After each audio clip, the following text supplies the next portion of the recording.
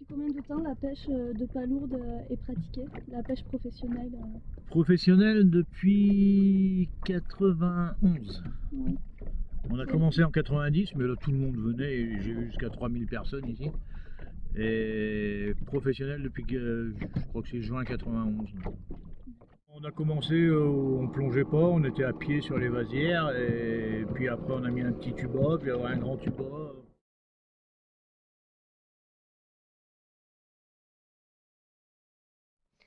Le matériel basique est vraiment rudimentaire. Tout dépend de la zone où on se trouve. Par exemple, le banc de Truscat réclame une tenue vestimentaire particulière, par exemple la combinaison, plus les surcombinaisons, etc. Alors que lorsqu'on est sur Vasières, à Noyelles-Eau, Rivière-Dorée, donc le reste de l'année, on est avec une tenue vestimentaire différente, waders en l'occurrence. Et pour ce qui est par contre du matériel de pêche pure, la seule différence entre les vasières et le banc de Truscat, à la limite, hein, c'est le panier. On a un panier pour les vasières et ce qu'on appelle un bachi, c'est-à-dire un filet qu'on accroche au cou, puisque là, on pratique quand même en partie dans l'eau. Même si je ne suis pas complètement immergée, je pratique quand même dans l'eau sur le banc de Truscat.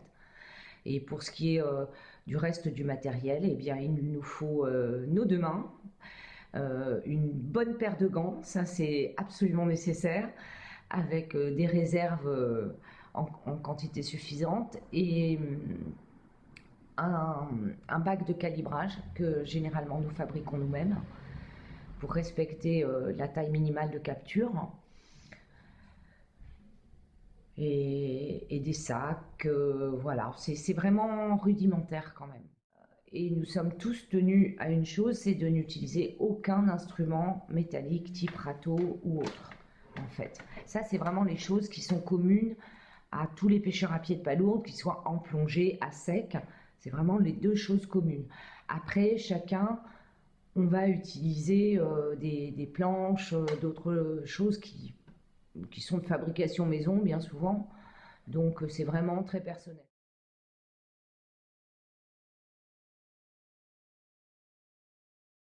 Une annexe pour mettre les palourdes, des mannes, tuba, combinaison, gants.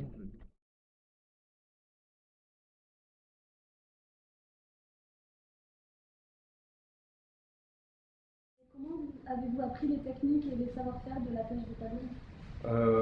En étant patient, parce que puis en s'exerçant au fil du temps, parce que découvrir ça, en fait, s'apercevoir que ça va pas être évident d'acquérir le geste et la manière du jour au lendemain. Et du coup, en regardant les autres, et en leur demandant, en prenant conseil, et c'est venu au bout de quelques mois en fait où ça commençait à être un peu plus lucratif, mais au départ, ça n'était pas le cas. Comment vous repérez les palourdes? Alors quand l'eau est claire, la palourde fait un petit trou pour deux trous quoi, avec ses deux siphons pour se nourrir. Donc on est au masque tuba, on voit les trous et tac tac tac on pioche les palourdes. Et quand l'eau est sale, ben, on gratte au hasard. La technique la plus courante pratiquée, c'est ce qu'on appelle la pêche à la gratte. En fait, c'est-à-dire qu'on va ratisser, hein, c'est vraiment le terme qu'on pourrait utiliser. On va ratisser avec nos mains, en fait, à des profondeurs plus ou moins différentes en fonction du climat et de la chaleur et des températures, enfin en fonction de plusieurs paramètres météo, en fonction des marées aussi, des coefficients. Mais il est certain que quand même, c'est nos deux mains qui nous permettent de ratisser. En dehors de la pêche à la marque, où là, véritablement, c'est une à une. Moi, je suis quand même un pêcheur qui va chercher et qui essaye d'avoir du beau produit. Donc, je commence dans l'eau presque à hauteur d'homme. Et en fin de compte, je ratisse les sols en plongée, plombée à entre 20 et 25 kg aussi, pour rester au fond et pouvoir travailler. Et je reste, on va dire, 2-3 heures en plongée, mais toujours dans l'eau après. Et est-ce que tu penses que le métier de pêcheur à pied et les techniques ont changé depuis depuis le début? Pas beaucoup, non. C'est toujours quelques améliorations au fil des années, mais pas grand chose. Comme l'annexe, avant on prenait pas d'annexe, au départ on prenait des bouées, des chambres à air gonflées, puis on mettait nos mannes dans les chambres à air. Donc des fois quand on avait des vagues, ça se renversait. Donc voilà, quelques petites améliorations techniques comme ça, mais sinon c'est toujours pareil. Je pense que c'est pas nécessaire qu'il y ait une quelconque modification parce que on peut s'apercevoir que ce type de pêche en apnée est soucieuse de la bonne qualité du substrat. C'est-à-dire qu'avec nos mains, on peut s'apercevoir que d'une année à l'autre, le substrat, durant la période à laquelle on laisse le banc se refaire, est suffisamment compact parce qu'on l'a travaillé de façon manuelle. Et donc je pense que la pratique n'a pas lieu d'évoluer.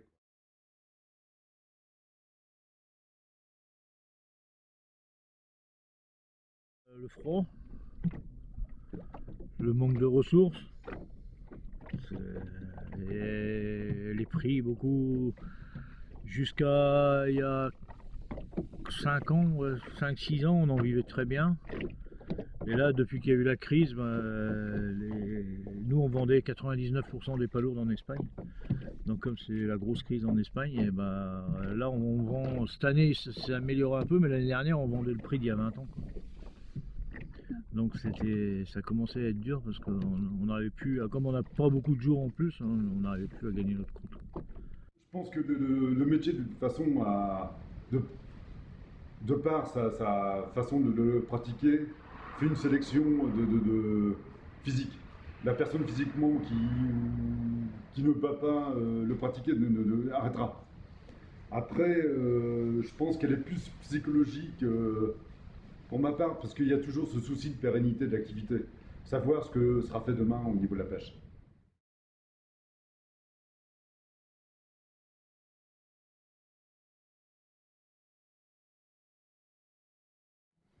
Alors je pense qu'elle sera toujours menacée de toute façon, puisque d'une part c'est une ressource naturelle, donc de toute façon on est tributaire de ce que la nature veut bien nous donner. Et de nous-mêmes aussi, puisque c'est à nous aussi. Si la nature nous permet de pêcher, c'est à nous de gérer. Si nous on ne gère pas, par contre, oui, la propre menace c'est nous. Vous avez autre chose à rajouter? Oui, c'est un super métier. En fait, la pêche à la palourde est un super métier, comme a pu l'être les oursins ou le statut de pêcheur à pied est à défendre, et puis avec l'espoir qu'on nous écoute un peu plus, et puis que la qualité de l'eau aille s'améliorant, ce qui n'est pas vraiment le cas actuellement.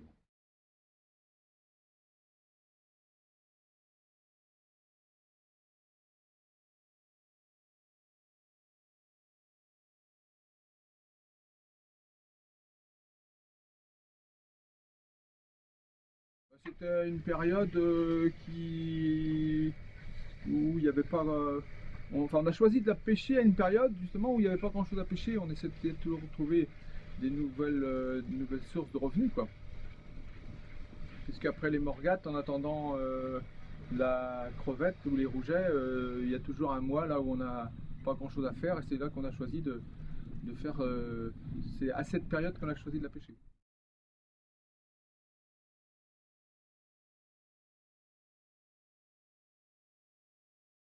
Il faut un bateau équipé en 3e catégorie, puisqu'on doit y avoir un treuil avec des câbles et toute une mâture pour soulever la drague à la verticale. On doit être 2 hommes embarqués, puisqu'il faut être 2 pour manipuler la drague. Et puis c'est tout, voilà, c'est ce qu'il faut, un treuil accouplé au moteur et qui permet de soulever la drague, quoi.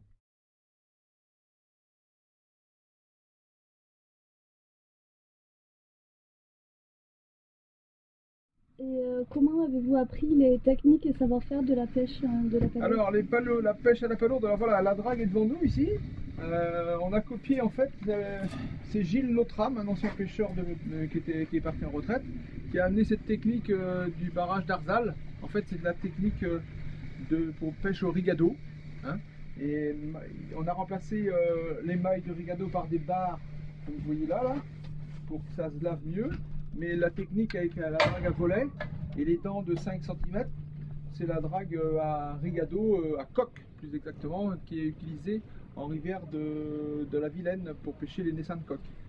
Après plusieurs essais au fil d'une année, on a décidé de choisir ce type de drague et on n'a pas bougé depuis. On est resté sur les mêmes dimensions et les mêmes maillages et les mêmes écartements des dents et des barres depuis 1995. Alors on la jette à l'eau, Oui. et on la traîne derrière le bateau pendant 1 à 2 minutes et hop, on la vire tout de suite. D'accord. Parce qu'elle se remplit assez rapidement d'algues et de vases. Et donc on ne fait pas des coups très longs, on fait des coups de 2-3 minutes et puis on vire tout de suite. On a mis en place une réglementation bien sûr qui réglemente exactement la drague, donc la largeur. La largeur de la drague, 1 mètre, la profondeur, l'écartement entre les barres qui est de 17,5, ainsi que la longueur des dents et le nombre de dents. Voilà. D'accord. Ça, c'est nous qui l'avons mis en place dans les années tout au début, et ça fait partie du règlement maintenant.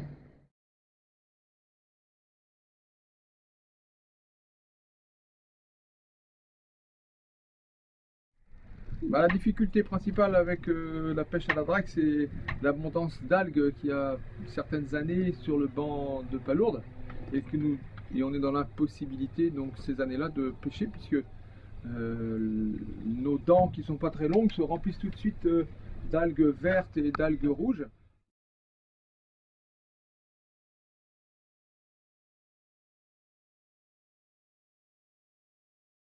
Vous diriez que votre profession est menacée à l'heure actuelle? La profession. La pêche à la palourde représente une petite part dans notre chiffre d'affaires.